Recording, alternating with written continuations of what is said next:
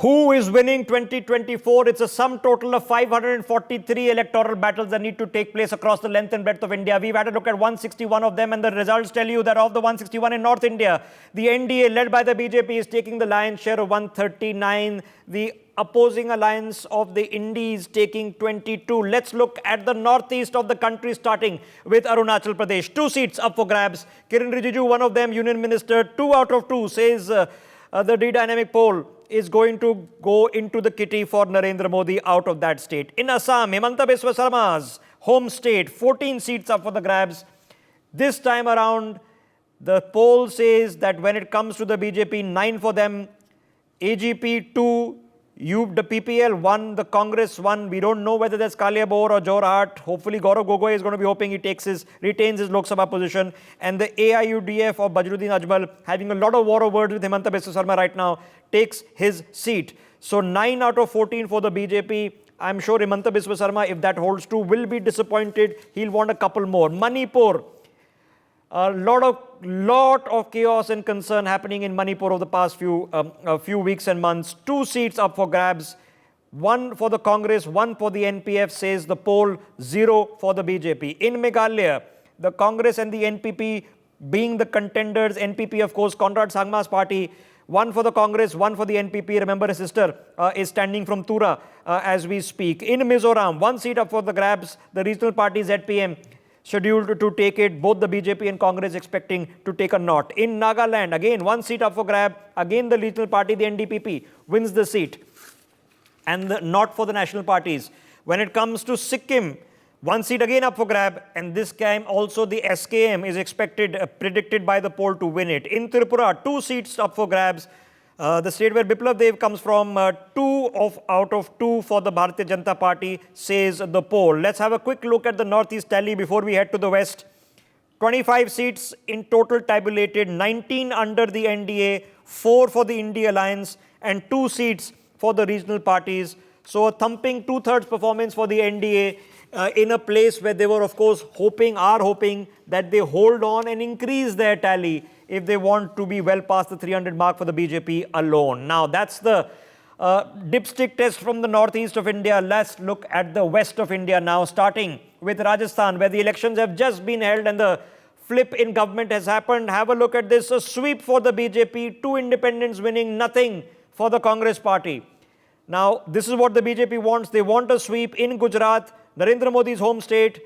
26 out of 26 seats for the Bharatiya Janata Party, predicts the poll. This is pretty much in keeping of what happened last time around. In Goa, heading slightly towards the southwest, 2 seats available, 2 out of 2 for the Bharatiya Janata Party. In Daman, Diu and Dadra Nagar Haveli, again, 2 seats are available, 2 out of 2 for the Bharatiya Janata Party, says the poll. In Lakshadweep, it is the BJP in principle up against the NCP of Sharad Pawar, and the NCP of Sharad Pawar, the candidate expected to win. In Maharashtra, very interesting and complex battle, because there are now 2 Shiv Senas and there are now 2 NCPs. 1 on one side, 1 on the other side. The BJP with 16 out of 48. Shiv Sena under Shinde, 7. NCP under Ajit Pawar, 1. Congress with 8. Shiv Sena under Uddhav Thackeray, 9. NCP under Sharad Pawar, 5.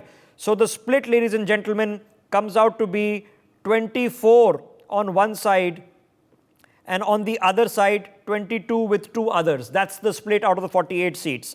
Now, if we put this together of West India, 104 seats that are up for grabs, 77 in the kitty of the NDA, 23 in the India Alliance, and 4 for the others. Let's do a quick dipstick test. Savio Rodriguez of the BJP joining us on the broadcast. I'm also joined on the broadcast with Suziben Shah, who represent the Shiv Sena. Let me start with Alok Mehta first. Alok ji, let's look at state by state, because we'll have a look at the regional figure very, very shortly.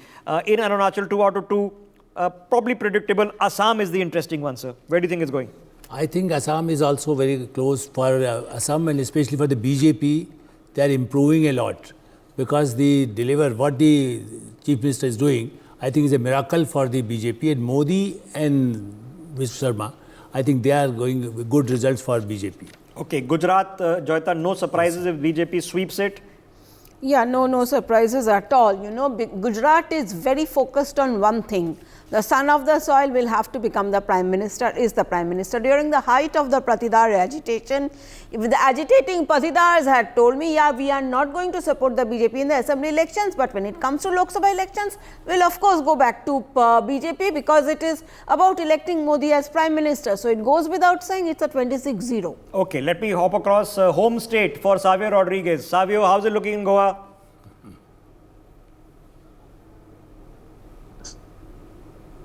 We're winning both the seats in Goa, and we're going to win it convincingly. Okay, what is convincingly in your book? Because all the candidates that are on the campaign trail have been telling us that convincing is now at least 5 lakh vote margin. No, Goa is not a 5 lakh vote margin. We're looking at both doing easily above 60,000 plus margins in each of the seats. Okay. So that's the minimum. Okay, so Savio, Goa is of course complex. The reason it's complex is because there are a lot of players and a lot of regional players, and all of them have reasonable enough vote share to make it complex. That's at the state level. When it comes to the Lok Sabha level, what's different? Well, for one, there's primarily two major parties functioning. One is the BJP and the other one is the India Alliance. Under the India Alliance, you've got the Congress, the Aam Aadmi Party, the Goa Forward Party, the NCP that have come together. You've got a regional party, that's the Revolutionary Goans, and they're going to try their luck because they won one seat in the the assembly elections. But by and large, people in Goa, look at a larger interest when it comes to the Lok Sabha. And when you're looking at the Lok Sabha, okay, in South Goa, for example, they've given us an extremely new and clean candidate. Okay. Somebody who's come from social work, from an entrepreneurship background. So it's a clean face. And that's one of the reasons why there are a lot of people in South Goa gravitating to her. Okay. She's a new entrant into politics, but somebody who's extremely clean and comes from an industrial family. That's philanthropic work has already been seen for decades. Okay. In North Goa, you have somebody who's been the stalwart and one of the founding members of the BJP, Shripad Nayak. He's a 5-term winner. And therefore, so far, there's been no anti-incumbency against him. And people are confident about it because he has delivered as far as performance is concerned. Savio, just stay with me. I'm going to pick your mind on other states as well, but I had to start with Goa for obvious reasons. Joyita Basu, Rajasthan. Now, not until long ago, there was a Congress government in the state. They have done well enough, more than well enough. Many people would have said surprisingly well in the state elections. But a sweep once again because the environment in national elections completely different? Well, actually, I think there should have been a sweep, but suddenly we are witnessing some kind of a narrative doing the rounds in terms of, this caste thing is coming to the forefront, whether the Rajputs are moving away from the BJP because of some Purushottam Rupala has said something against Rajputs in Gujarat, whether that is going to affect the Rajput voting pattern. But some people are again saying that, this is actually a propaganda by the Congress. But I would like to know, because you see, when you are looking at Rajasthan, Rajasthan also has been very clear. Even when they were very furious and angry with Vasundhara Raje, they did not have any issue whatsoever with Mr. Modi. So this election is actually about, Mr. Modi. So I really don't know which two seats they are talking about, which are going to independence.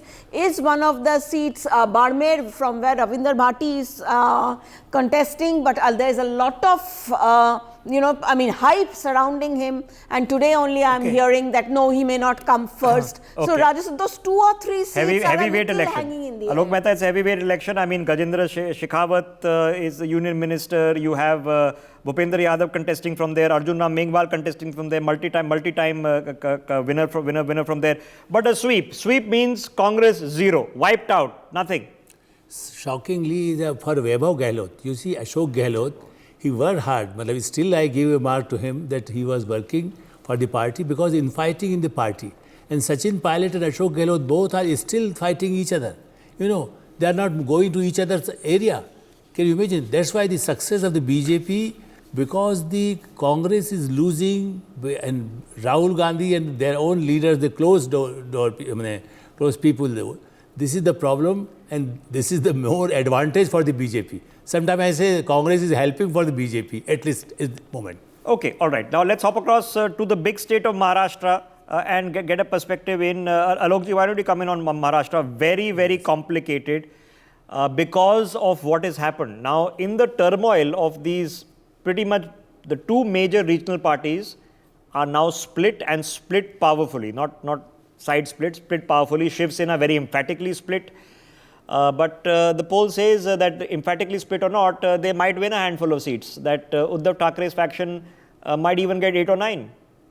I think because organization, BJP and the Shinde, the Shiv Sena, and Shiv Sena basically was close to the Mumbai and nearby area. That's why I still feel Sharad Pawar, very unfortunate for the Indian politics that he started in 70s and now is losing like this and depending on the Uddhav Thackeray. You see, that's why these figures, I think even the BJP will improve. But at the moment we are watching these figures, I think because BJP and Shinde group can get more, even then Sharad Pawar and Uddhav Thackeray can lose some seats, depending on, because they don't have they have no leadership, they have no groundwork people. Main problem is door to door and the what they call it Panna Pramukh or the Booth Pramukh, these kind of organization, and Shinde is the very good pastor in the organization. Okay, so the United Shiv Sena last time around in 2019 contested 23, of which they won 18. The BJP contested 25, of which they won 23. So between the two of them, they swept the election. The UPA and the Congress winning only 1 and the NCP winning only 4. So the Congress is improving its tally as per this poll prediction that says it's the BJP that is reducing its tally by 4 or 5. So this is not the happy circumstance for the BJP. Let me quickly get Ms. Shah into this conversation. Ms. Shah, now I know it's an opinion poll survey, okay, but is it a bit nervous? Is Maharashtra a bit closer? And let's face it, it is a bit complicated right now. Yeah, very good evening to everyone and Jai Maharashtra. I think I'm on unmute. You'll have to unmute me.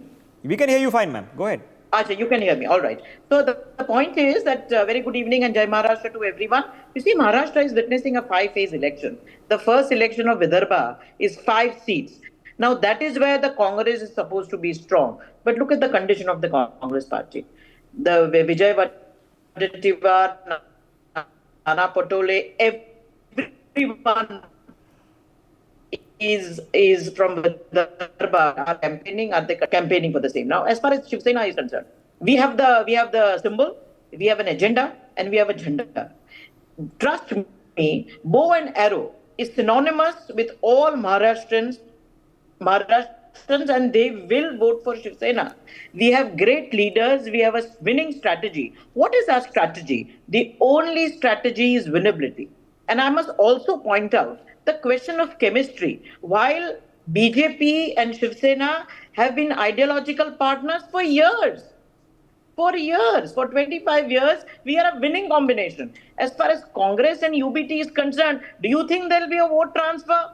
Do you think there is a chemistry? Okay, all right. Ms. Shah, very practical question, because it's one thing that there is a rebellion in the party and the existing MLAs transfer and elect a new or select a new chief minister and a government gets formed. It's a different thing to go back and seek the votes of the people, ma'am. And a Lok Sabha election is slightly more complex and more different. Have you had a chance to get your cadres and schematics and the party logic sorted? Lok Sabha is about our respectable Prime Minister Shri Narendra Modi. We are focusing on the agenda of the Congress of the BJP led by Shri Narendra Modi guarantee. Now coming back to what the question that you asked.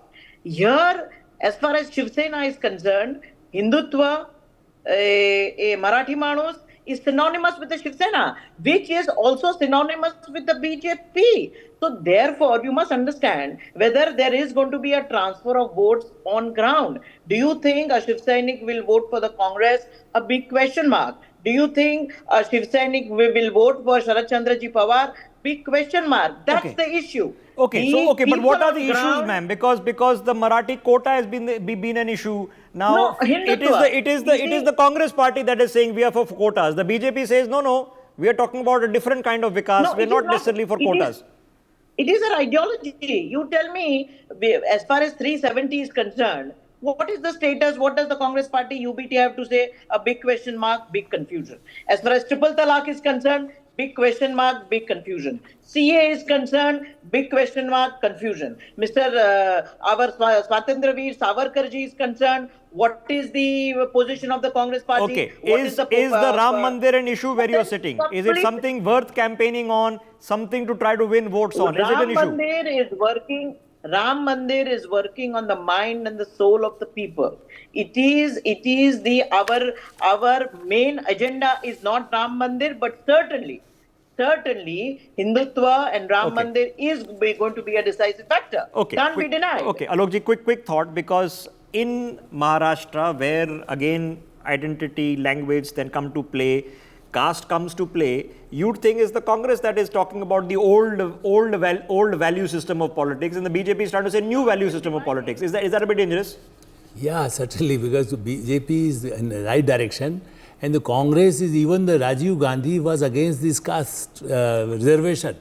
When he gave interview to me at that time, the headlines was there that Buddhu aa jayenge, the आरक्षण को बढ़ा दिया. Can you imagine? Rahul Gandhi is implementing and depending on the caste and communal or the against the capitalist.